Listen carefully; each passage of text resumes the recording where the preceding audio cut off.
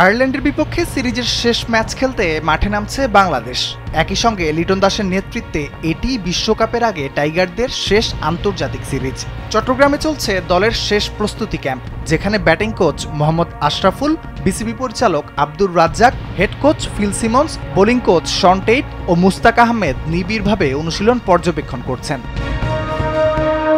২৬ December থেকে বিপিএলের ব্যস্ততা শুরু হওয়ার আগে এটি জাতীয় দলের শেষ প্রস্তুতি ক্যাম্প। জাতীয় দলের সিনিয়র সহকারী কোচ মোহাম্মদ সালাউদ্দিনের সঙ্গেও অনুশীলনে খুনসুটিতে মেতেছিলেন টাইগাররা। স্যান্ডেলিনা সো, রূপচর্চায় আভিজাত্য।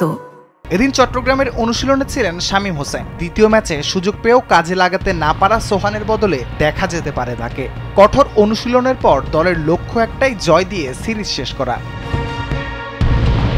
ম্যাচের সময় দুপুর ২টায়। টি-20 বিশ্বকাপেও একই সময়ে ম্যাচ খেলতে হবে বাংলাদেশকে। তাই এই ম্যাচ প্রস্তুতির জন্য গুরুত্বপূর্ণ পরীক্ষাগুলোর একটি।